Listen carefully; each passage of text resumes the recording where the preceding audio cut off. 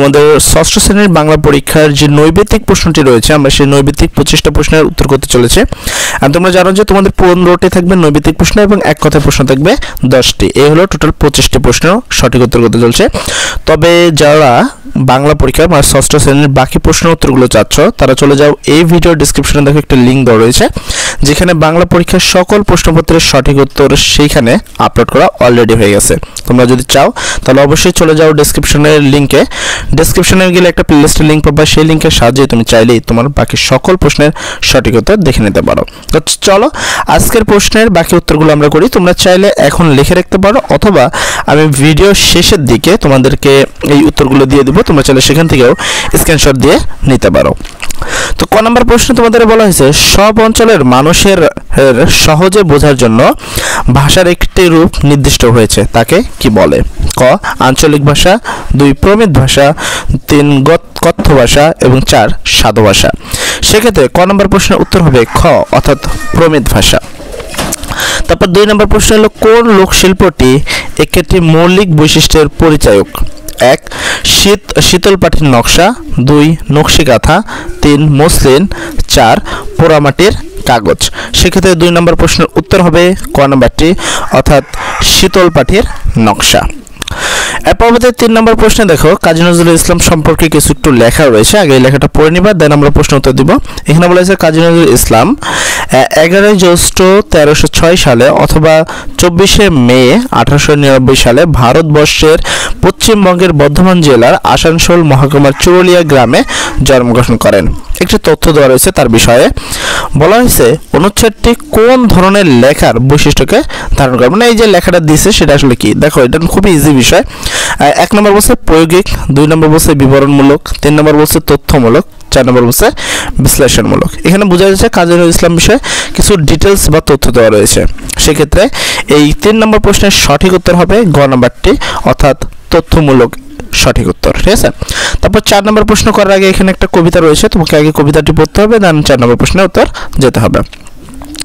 বলা হয়েছে নিচের কবিতাংশটি পড়ে পরবর্তী 2টি প্রশ্নের উত্তর দাও, মানে এখানে এই কবিতাংশের লাইনটা পড়ে তোমাকে 4 এবং 5 এই 2টি প্রশ্নের উত্তর দিতে হবে। প্রথম হচ্ছে কেমন করে বীর ডুবুরি সিদ্ধ সেচে মুক্ত আনে, কেমন করে দুঃসাহসী চলছে উড়ে স্বর্গপ্রাণে। 4 নম্বর প্রশ্ন কবিতাংশের সাথে নিচের কোন কবিতার ভাবগত মিল রয়েছে? 1 আমার বাড়ি, 2 আমি সাগর পাড়ি দেব, 3 বাঁচতে দাও, 4 চিঠি বেলে। সেক্ষেত্রে 4 নম্বর প্রশ্নের সঠিক উত্তর হবে খ নম্বর অর্থাৎ আমি সাগর পাড়ি দেব।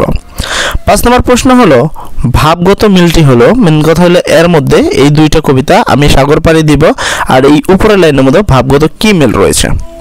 সেক্ষেত্রে তুমি যদি খেয়াল করো প্রশ্নের প্রথমে দেওয়া ছিল সাহসিকতা ও বিশ্বাস, 2 নম্বর প্রতিকূলতা ও তারুণ্য, 3 নম্বর বা গ নম্বর প্রাকৃতি ও দেশপ্রেম, ঘ নম্বর হলো দেশপ্রেম ও তারুণ্য।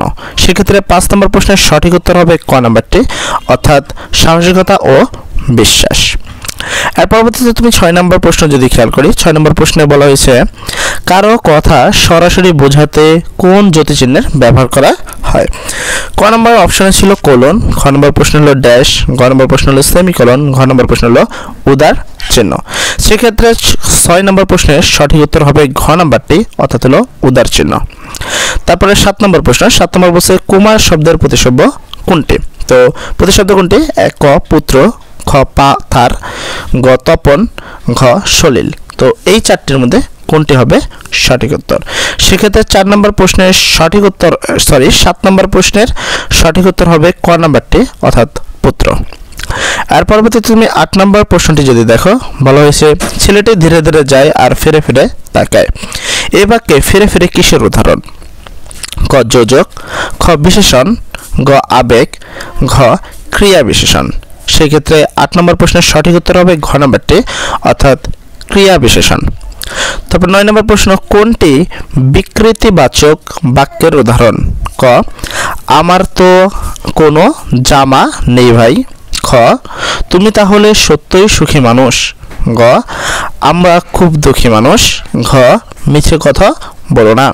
সেক্ষেত্রে কোনটি বিকৃতিমূলক? বিকৃতিমূলক বলতে খুবই ইজি কথা, যেটাই তোমার শেষে কি থাকবে, দাঁড়িয়ে থাকবে, সেইটাই হবে হলো বিকৃতি বা বর্ণনামূলক বাক্য। সেক্ষেত্রে 9 নম্বর প্রশ্নের সঠিক উত্তর হবে গ নাম্বারটি, অর্থাৎ আমরা দুঃখী মানুষ। আর পরবর্তী 10 নম্বর প্রশ্নের উত্তর আগে এখানে দেখো একটি জিনিস লেখা রয়েছে, তোমাকে আগে এই জিনিসটা ভালো করে বুঝতে হবে, তারপর 10 নম্বর প্রশ্ন উত্তর দিবা।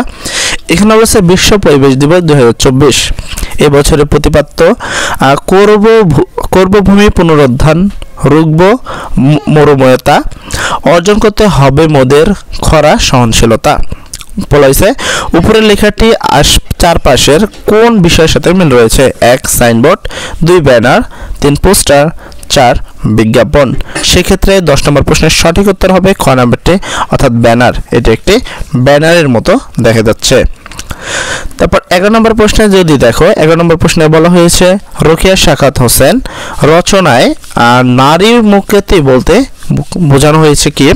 1 নারীর স্বাধীনতা, 2 নারীর অধিকার, 3 নারীর সক্ষমতা, 4 পুরুষ ও নারীর সমতা। সেক্ষেত্রে 11 নম্বর প্রশ্নের সঠিক উত্তর হবে ক নাম্বারটি, অর্থাৎ নারীর স্বাধীনতা। তারপর 12 নম্বর প্রশ্ন হলো দেশে দেশে দেয়াল গাথা রাখবো না কো আর বলতে কবি কি বুঝিয়েছেন? 1 অহংকার দূর করবে, 2 সাম্রাজ্য গড়ে তুলবে, 3 বিভেদ সৃষ্টি করবে, 4 সম্প্রীতি গড়ে তুলবে। সেক্ষেত্রে 12 নম্বর প্রশ্নের সঠিক উত্তর হবে খ, অর্থাৎ সাম্রাজ্য গড়ে তুলবে। 13 নম্বর প্রশ্ন হলো কোনটি প্রমিত ভাষার উদাহরণ? 1 গেছে দেশের বাহিরে, খ চোখে গেছে তার ঝলসে, গ আসুক এবার বর্ষা, ঘ লিখছে বিলের খোলসে। আচ্ছা, এখানে 13 নম্বর প্রশ্নের সঠিক উত্তর হবে হলো গ, অর্থাৎ আসুক এবার বর্ষা। 14 নম্বর প্রশ্ন হলো হাইপেন কখন ব্যবহার করা হয়? তো হাইপেন কখন ব্যবহার করা হয়? সেক্ষেত্রে ক নম্বর অপশনে ছিল একটু বিরতি বোঝাতে, উদাহরণ উপস্থাপনা, তারপর দুটি শব্দকে এক করতে, 4 বিভিন্ন আবেগ বোঝাতে। সেক্ষেত্রে 14 নম্বর প্রশ্নের সঠিক উত্তর হবে গ নাম্বারটি, অর্থাৎ দুইটি শব্দকে একত্র করতে। 15 নম্বর প্রশ্ন হলো চেষ্টা করো অনুষ্ঠানে সবাই যেন উপস্থিত থাকে। কোন বাক্যের উদাহরণ? 1 বিকৃতিবাচক, 2 প্রশ্নবাচক, 3 অনুজ্ঞাবাচক, 4 আবেগবাচক। সেক্ষেত্রে 15 নম্বর প্রশ্নের সঠিক উত্তর হবে গ নাম্বারটি, অর্থাৎ অনুজ্ঞাবাচক। এই হলো তোমাদের 15টি নৈবেত্তিক প্রশ্ন। আশা করি তোমরা নৈবেত্তিক প্রশ্নটি বুঝতে পেরেছো। এবং আরও একটি কথা, তোমরা বাকি প্রশ্নের সঠিক উত্তর চাইলে চলে যাও আমাদের এই ভিডিওর ডিসক্রিপশনে, সেখানে গেলে তোমরা পাবে একটা প্লেলিস্ট, যেখানে সেই প্লেলিস্টে বাংলার সকল প্রশ্নের সঠিক উত্তর অলরেডি আপলোড করা হয়েছে তোমাদের ক্লাসের জন্য। তো আরও একটি কথা, যারা এখন পর্যন্ত আমাদের চ্যানেল সাবস্ক্রাইব করেনি এবং নতুন ছাত্র রয়েছে তারা অবশ্যই আমাদের চ্যানেলটি সাবস্ক্রাইব করবা। তো চলো এই প্রশ্নের উত্তরটি আমরা আরও একবার দেখে নেব, যেন তোমার বুঝতে কোনো অসুবিধা না হয় এবং স্ক্রিনশট দিয়ে যেন নিতে পারো। তো উদাহরণগুলো আবার বলি।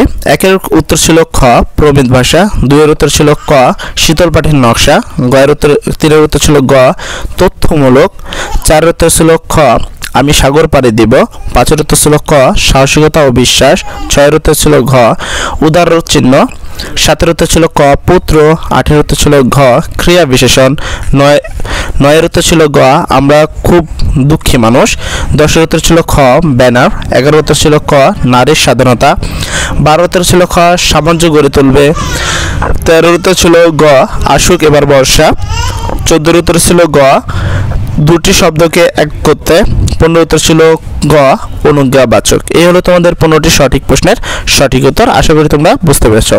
এখন পর্যন্ত যারা ভিডিওটি লাইক করোনি তাড়াতাড়ি লাইক করে ফেলে এবং তোমার বন্ধুর সাথে শেয়ার করে ফেলে, তোমার বন্ধুকে মেনশন করে ফেলো, যেন তোমার বন্ধু তোমার সহায়তায় সে পারফেক্ট প্রশ্নের সঠিক উত্তর পেয়ে যায়। এবং যারা আমাদের চ্যানেলে নতুন রয়েছে এবং এখন পর্যন্ত ভিডিওতে বহাল রয়েছে তারা অবশ্যই চ্যানেলটি সাবস্ক্রাইব করে ফেলো। সর্বোপরি কথা, সবাই ভালো থাকো। আসসালামু আলাইকুম।